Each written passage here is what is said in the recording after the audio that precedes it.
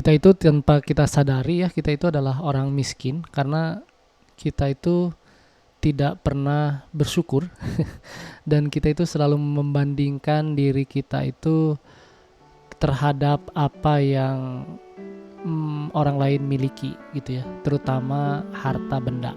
Selamat datang di Siniar Bahagia ala Stoik, menciptakan pendapat untuk bahagia. Bersama saya Jason Herlambang. Siniar ini saya buat untuk menemani kamu yang sedang berlatih mempraktekkan ajaran Stoikisme. Saya akan membagikan pengalaman bagaimana menerapkan ajaran Stoikisme di dalam kehidupan sehari-hari. Dan ini adalah episode hari ini. Selamat mendengarkan.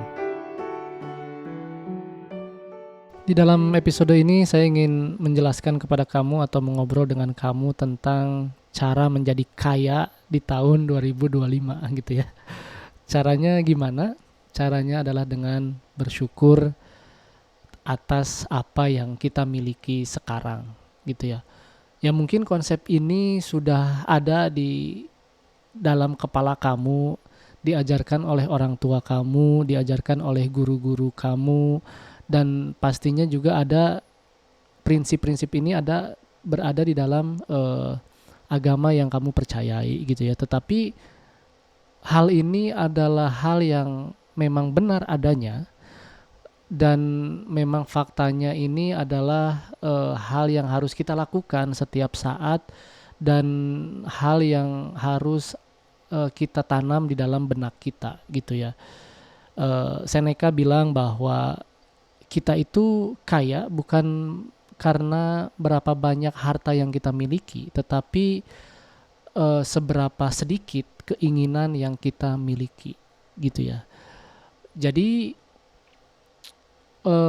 orang kaya yang membedakan orang kaya sama orang miskin, gitu ya, adalah jumlah uangnya saja, gitu ya. Selain itu tidak ada yang membedakan, gitu ya. Tidak ada yang membedakan, sama-sama manusia kok, gitu ya. Dan tentu saja konsep memento mori gitu ya, memento mori itu bahwa manusia itu akan mati kok, akan mati gitu ya, akan mati.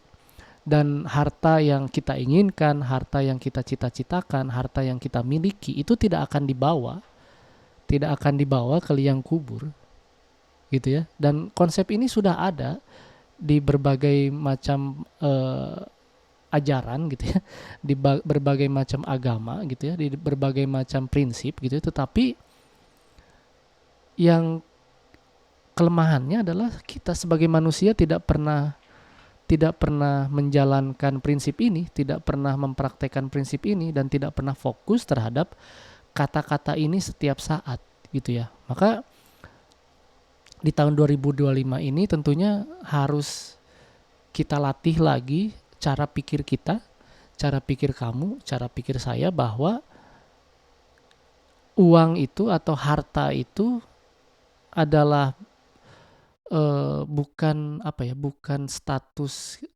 bukan menjadi tolak ukur apakah kita kaya atau tidak gitu ya. Harta benda itu bukan menjadi atau tidak seharusnya menjadi tolak ukur kita sebagai manusia kaya atau tidak gitu ya. Karena kata Seneca pun yang membedakan orang kaya dan orang miskin adalah jumlah uangnya, bukan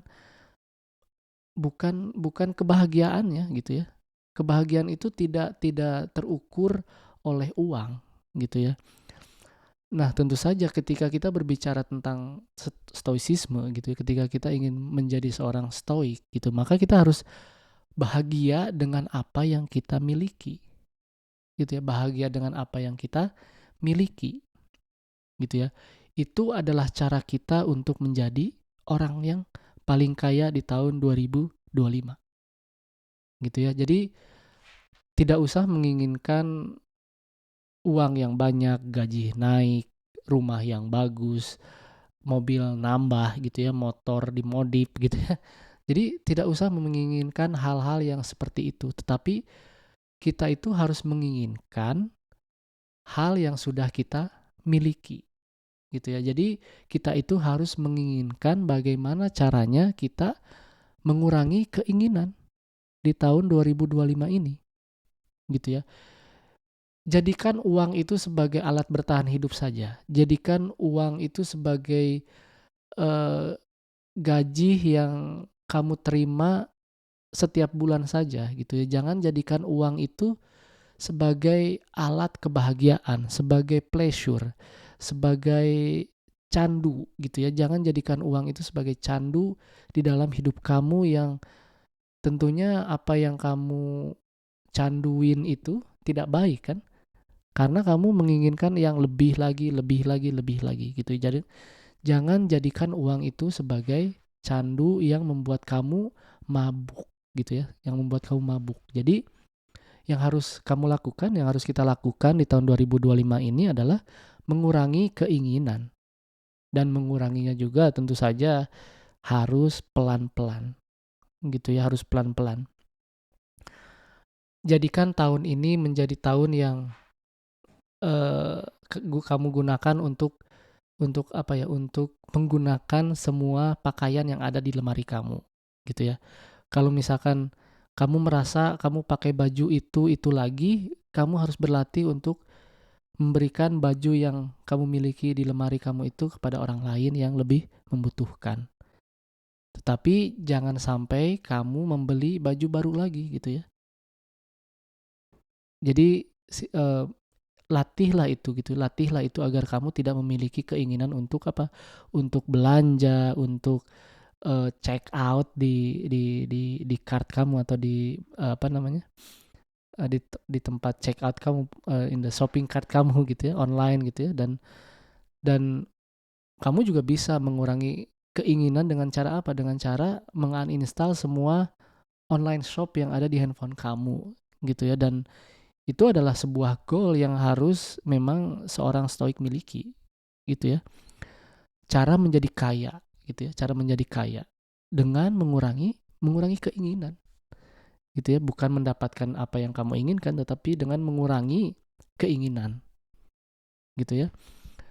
Ya uang itu uang saja karena kamu bekerja memang untuk uang, tapi bekerja itu gitu ya, dalam stoik itu adalah hal yang memang harus kamu kerjakan sebagai apa? Sebagai manusia, melakukan fungsi manusia, yaitu bekerja.